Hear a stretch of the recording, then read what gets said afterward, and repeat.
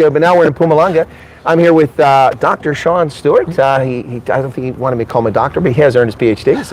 So Sean, you are with a group, the United Cape States. Correct. Okay. Is that like the United States? Well, wish it was, but your current political climate, I think no. No, it's the United Cape States is that movement that is being put together for an independence of the western half of Southern Africa. So a secession movement. A secession movement, correct. Okay. Independence secession movement for self-determination. Now, my viewers are familiar because I've been talking to Hein Marks, yes, Palm, Phil Craig, so the Cape Independence Advocacy Group, the Cape Exit, and the United Liberty Alliance. Yes. But this is different. Correct. Okay. Correct. We're different in many aspects. So we are very, very closely aligned with Hein Marks and his work. In fact, 2022, we were able to get together and acquire the legal process from Hein. The work that they have done in the ULA is absolutely spectacular. So this isn't in conflict with the ULA? Not at all. No, it is a continuation of. So the legal process, 100%. Okay. The legal process has been completed. And the United Cape States has now acquired that legal process and is now uniting all the other groups under one banner to move us forward into a secession of the western half of Southern Africa. Now it's interesting, Sean, you say the western half, because we've talked to other folks talking about secession. They talk about the Cape, or they talk about the Western Cape, and then the question from viewers has always been, well, what about those in the Eastern Cape? What about those in the Northern Cape? But you're talking about Western South Africa, so it's more than just what's 100%. The Western Cape. Yeah. It has to be the western half, because the legal process under which the work that Hein and his team and the United Liberty Alliance have done is to actually, under international law, you have no choice but to define your people. And a part of the requirement of international law is that you move from a minority group in the mother country to the majority space where you in the territory are the majority. And in that territory, it would be Afrikaans language. Afrikaans language. Yes. So based on, there are four main pillars. This would be language, culture, religion, and ethnicity. But you have to have a common tie and history with the land. You've got to have a historical common tie to the land. Otherwise, you can't go there. It's no point in us now going to go and say we're going to take over Zambia. Yeah. Did you understand? We've got no common tie there. Right. So the Afrikaans language was predominantly there. And if you look at the maps and the censuses going back decades, that area of Afrikaans is absolutely going back to 1911, the first census was ever done. Before. Yeah, but I mean, actual census, it's there, it's documented. Correct. But I mean, I don't know for a fact, but there might also be another tie here too. I suspect much of that population is Dutch Calvinist, and there may be a religious tie. I mean, there are also Muslims and other Christians. Correct. But I think, I don't know if it's a majority, but certainly that's another tie that binds many people. What we have focused our attention on is the language, because the language is that which unites all of us. And we want to get self-evident. 100%. And I mean, you can talk to someone and you can figure out really quick if they speak Afrikaans. Extremely. But you don't know what their faith is. Correct.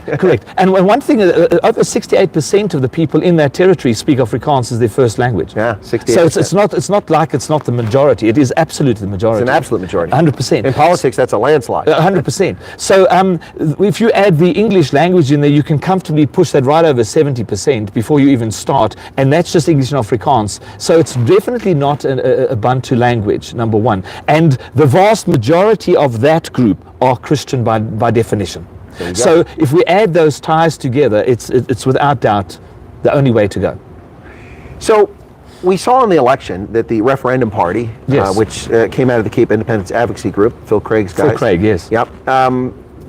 We just have to be honest, they did very poorly. Yes, they did. I mean, a decent result would have been 10,000 votes. They wanted 100,000. 100,000, correct. I mean, that was the goal, but we don't always reach our goals. But even you have to have a floor as a decent result. The floor would have been 10,000. They got 5,500. In my view, and I want your take on this, one of the reasons why we're talking this morning is, in my view, Cape secession or secession for the moment is not a topic that many people are going to be talking about because people are focused on the... Hey, Saps! Oh, they're looking for me. So Cyril sent them after me. They're on the way. Yeah, they're on the way. That's the one helicopter that flies.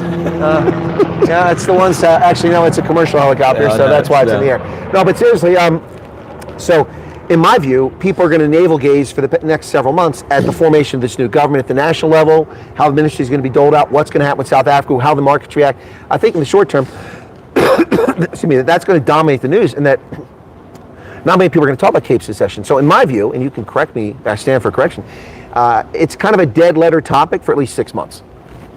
Good point. And, you know, when you look at that whole RP involvement in the politics, it actually leads you to a very interesting question that needs to be asked. So let me preempt this and say the following, because it's an interesting question you've asked. So when I look at Phil Craig, I mean, I've met Phil Craig several times, chatted with him. I like the bloke. Okay, I think he's a great guy. I enjoy his humor. He's quite hilariously funny.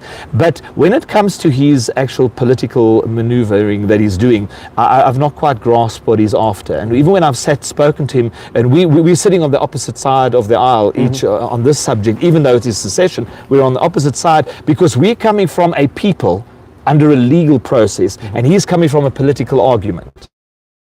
So they have a political extraction into an independent space, which is a rubber stamp copy and paste of exactly the same demographics of the land that is existing now. So we just want to cut out the Western Cape and make it an economic extraction. What's that?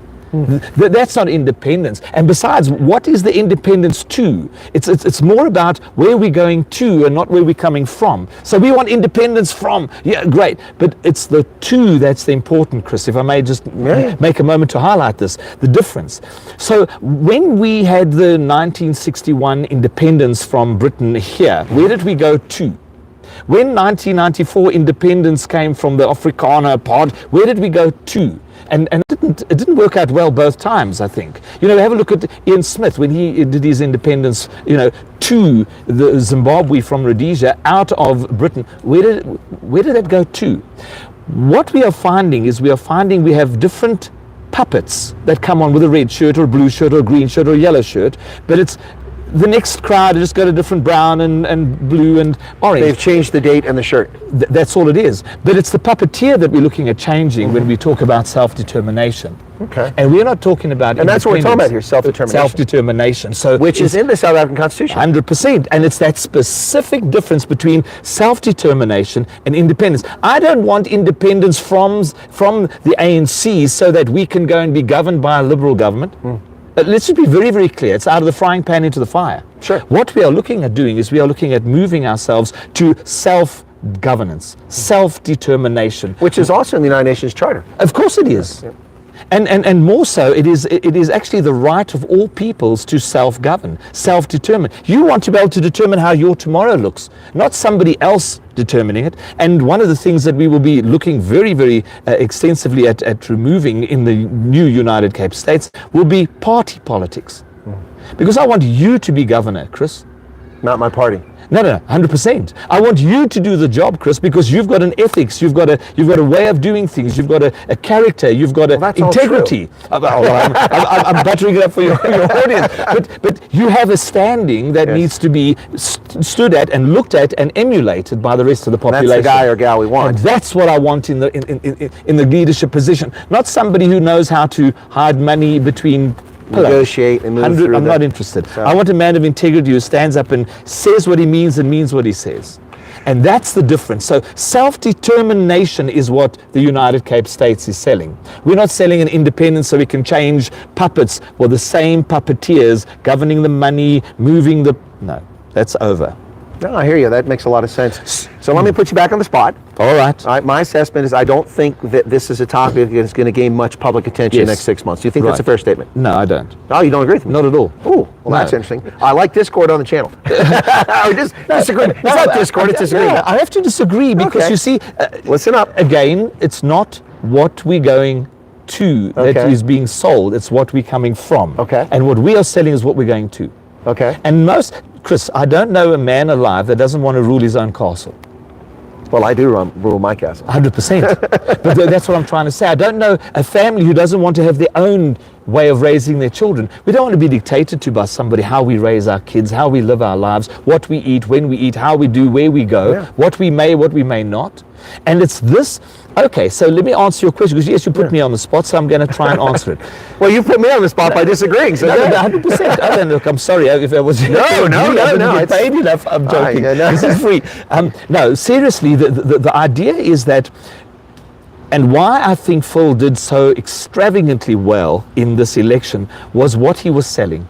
You see, he wasn't selling an independence for a people to have their own tomorrow. He was selling a number to be handed to the DA so he could give them something else to move them in some way. If you look at his sell, it wasn't to sell independence for freedom of people. In fact, I don't even think there's a really an independence movement in the whole of our landscape that is for the people. Well, and ultimately that's what it comes down to, because what we're talking about here is liberty. 100%. And when you have a look at this liberty that has been taken away every single day of our lives, and it doesn't just happen in South Africa. Oh, happens in America. Listen, you guys I'm surprised you don't all run around with handcuffs already. But that's another conversation I don't want to get into. We'll save that for the long distance conversation. It's a long distance conversation. Yeah. But my real thinking in this, to be honest with you, is the time for the false independence is over, and when we start to rise with the sail that we are going to be a free nation, that conversation ends very quickly, and people are resonating with that. We have a very big following, Chris, and there's a big resonation, and the people did not vote in this election because a lot of the people that are looking for self-determination understand already you're not going to find it in politics.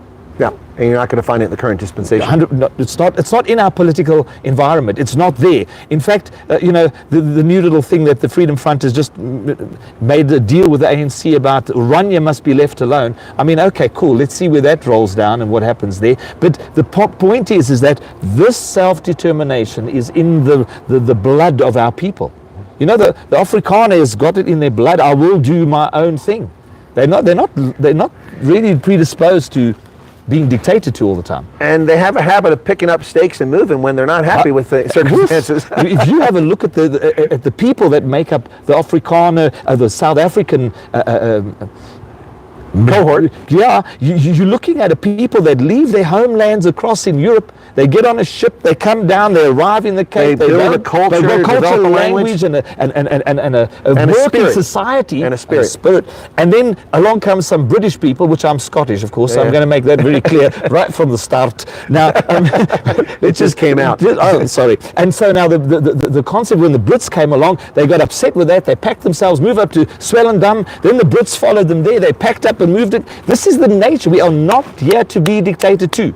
Fair point. It's simple as that. And remember, a lot of our people that make up what is now the Afrikaans-speaking majority, which we call Cape Lander, is the Khoi and the San, because they're the original they were the ones who were there when everybody else, when the Bantu and when the Europeans showed up, they were already there. They were already there. So they must take the primary position. Then you've got the continental Europeans, the British, the Americans, because we're all traveling around on ship at the time. You see, the French and so on. And then you've got the Indians, the Indonesians, and the Malays. And now that is the Cape Lander. And we've already been in this mixing pot for how many hundred years? Almost 400 years, 360 and years. we already have a culture amongst ourselves. That's fair. And we enjoy this world.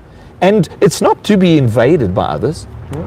You know, as a starting block, it certainly needs to be diversified out. And it's that culture, that people, that ethnicity, and it's not even the right word because there's colors in there, but that is us. We are the Cape Lander, and we want to be free.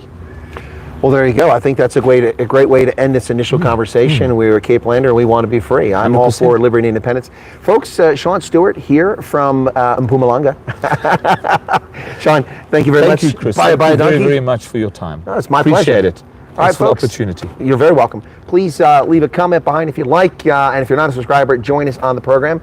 And I'll be potentially doing one more live stream with a private fire company in Johannesburg. So stay tuned for that in the next hour or so. Cheers, everybody. Thank you so much.